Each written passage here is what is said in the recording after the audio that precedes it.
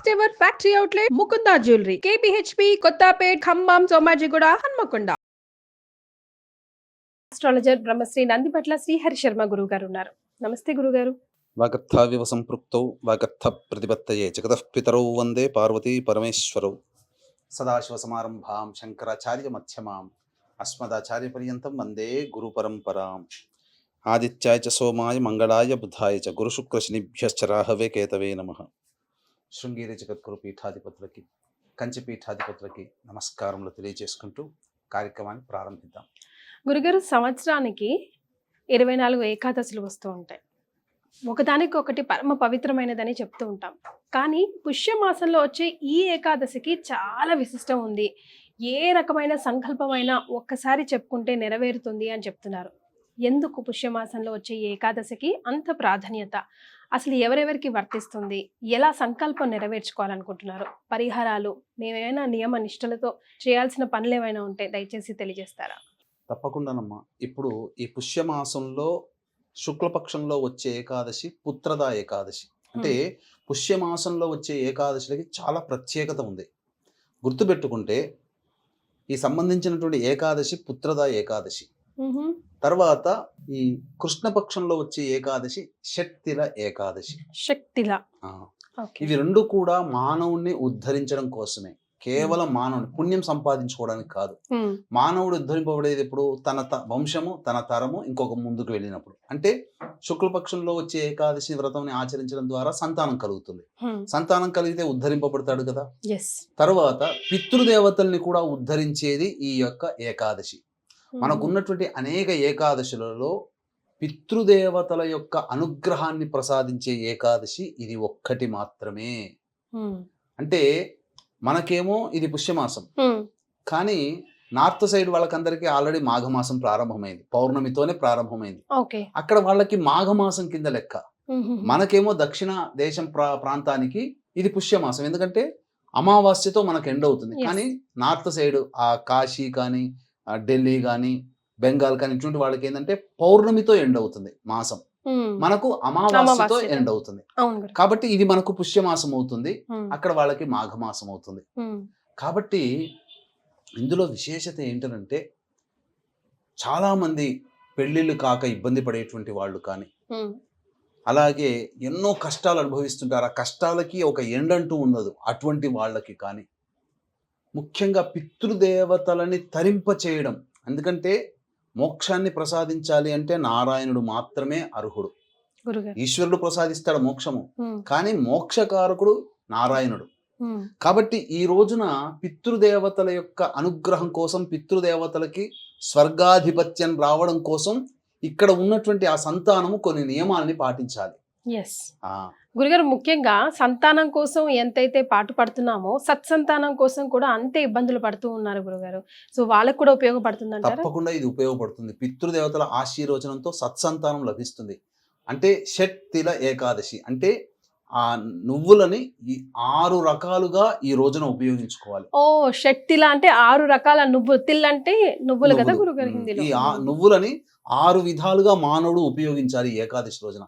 అసలు చాలా మందికి అమ్మ కీర్తి ఈ ఏకాదశి వ్రతాన్ని ఎలా ఆచరించాలో చాలా మందికి తెలియదు.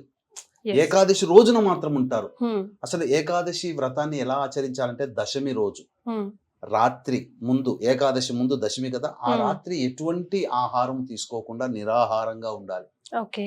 పాలు, పండ్లు, ఇతర పదార్థాలు తీసుకోవచ్చు, కానీ వండిన భోజనము పనికిరాదు, దాంపత్యము పనికిరాదు. బ్రహ్మచర్యం దశమి రోజు రాత్రి. తర్వాత తెల్లవారు ఎలాగో ఏకాదశి వస్తుంది కదా, ఆ ఏకాదశి రోజున ఉదయాన్నే లేచి 6 రకాలైనటువంటి నువ్వులని 6 రకాలుగా వినియోగించుకోవాలి. ఏకాదశి రోజున చాలా మందికి తెలిసిందే ఎటువంటి భోజనము ఆచరించరు, కానీ ఈ రోజున నీటిలో నువ్వులు నానబెట్టి ఉన్నటువంటి వాటి నీటిని తాగాలి. మొట్టమొదలుగానే స్నానం చేసే విధానం ఎలా ఉంటుందంటేనమ్మా, తిలల్ని బకెట్లో నీళ్లు పోసుకుంటారు కదా, ఆ నీళ్లలో నల్ల నువ్వులు వేసి ఆ నీళ్లతో స్నానం, అంటే శరీరం నుంచి ఆ నల్ల నువ్వులు జారువాడాలి. లేదు అందరూ షవర్లో పెట్టుకుంటారు, కొన్ని నీళ్ళలు తల మీద వేసుకొని షవర్ మీద స్నానం చేసిన ఆ యొక్క శరీరం నిండా తిలలు ఇలా ఉండాలి. చిల్లలు అంటే ఆ, నువ్వులు. ఆ. ఎస్. తర్వాత స్నానం చేసిన తర్వాత శుచి అయిన తర్వాత నువ్వులు పిండిని ఒంటికి రాసుకోవాలి ఆ రోజు, ఓ, స్నానం చేసిన తర్వాత. స్నానం చేసిన తర్వాత. ఓకే. ఇది రెండవది, ఆ విధంగా ఉండాలి.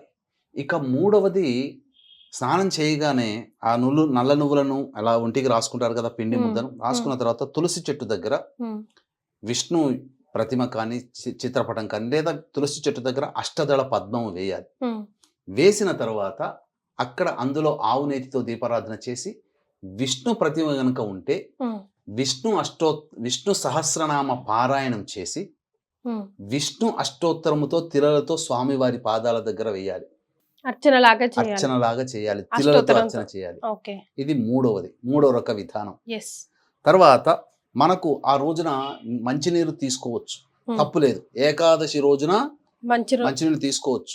ఆ మంచినీళ్ళలో నువ్వులు నానబెట్టినటువంటి నీటిని ఆ నువ్వులతో సహా మనం తీసుకోవాలి ఎప్పుడు తాగినా.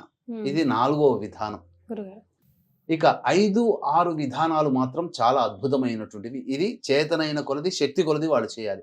వీక్షించేటువంటి ప్రేక్షకులకి గమనిక, ఈ నెల 29వ తారీఖు రోజున మౌని అమావాస్య లేదా చొల్లంగి అమావాస్య అని అంటారు. ఇది చాలా ప్రభావవంతమైంది ఈ సంవత్సరం. ఎందుకంటే అమావాస్య రవి మాత్రమే ఉంటాడు, కానీ చంద్రుడిలో చక్కటి నక్షత్రం శ్రవణ నక్షత్రం ఆ రోజున ఉంది. కాబట్టి రవి చంద్రుల సమాగమం ఈ అమావాస్య అత్యంత ప్రభావవంతమైనది. దీన్ని దృష్టిలో పెట్టుకొని మానవులకి అనేక రకాల కష్టాలు వస్తాయి. కోర్టు సమస్యలు, శత్రు సమస్యలు, ప్రయోగ బాధలు, అలాగే ఈ సంబంధించినటువంటి వివాహ సమస్యలు మరియు ఉద్యోగపరమైనటువంటి సమస్యలు, ఆర్థికపరమైన సమస్యల నివారణకి దశమహావిద్యలలో భాగంగా ప్రత్యంగిరా హోమం, బగళాముఖి హోమం, ధూమవతి హోమం, వారాహి హోమం, రాజశ్యామల హోమాలు పర్ హెడ్ 2100కి చేయించడం జరుగుతుంది. అవకాశం ఉన్న వాళ్ళు కార్యక్రమ తదనంతరం కాంటాక్ట్ చేసి మీ గోత్రనామాలు నమోదు చేసుకోవచ్చు. ఇక 4 విధాలుగా నువ్వులను ఎలా వాడాలో ఈ ఏకాదశి రోజున చెప్పాను కదా. 5వది, నువ్వులని బ్రాహ్మణుడికి దానం చేయాలి. ఇంత అంతా ఏమైనా ఉందా గురుగారు? కేజీలు, అర కేజీ, ఎంతైనా చేయొచ్చు. శక్తి కొలది. ఓన్లీ నువ్వులు మాత్రమే దానం చేయాలి. లేదు దానం ఎవరు తీసుకోలేకపోతే హోమం చేసుకోవాలి ఏకాదశి రోజున. ఏకాదశి రోజున చాలా ప్రధానమైనటువంటిది ఏంటంటే హోమం చేయాలి. హోమం చేసినప్పుడు దానము చేయవచ్చు, హోమం కూడా చేయవచ్చు. ఆ హోమంలో ఆ రోజున సకల పాప క్షయార్థము ఈ సంబంధించినటువంటి నువ్వులతో, నల్ల నువ్వులతో విష్ణుమూర్తికి సంబంధించినటువంటి నారాయణ హోమం, తెల్ల నువ్వులతో ఈశ్వర హోమం, రుద్ర హోమం జరిపించుకోవాలి. మానవుడికి సకల పాపాలు, గత జన్మ కర్మదోషాలన్నీ తొలగిపోతాయి. ఇక మధ్యాహ్నం రోజున ఆ తర్పణాలు, నల్ల నువ్వులతో తర్పణాలు వదలాలి పితృదేవతలకి. ఆ రోజున ఏకాదశి రోజున వదలాలి. ఇక తర్వాత ఆ రోజంతా ఉపవాసం ఉంటారు కదా, నీళ్లు ఎప్పుడు తాగినా నువ్వులు కలిపిన నీళ్ళని తాగాలి. తర్వాత ఆ యొక్క విష్ణు భగవాన్ని ఆరాధన చేస్తారు కదా, ఆయనకి నైవేద్యం పెట్టే సందర్భంలో అన్నము, కొన్ని నల్ల నువ్వులు కలిపి పెట్టినటువంటి పదార్థాన్ని నైవేద్యంగా పెట్టవచ్చు.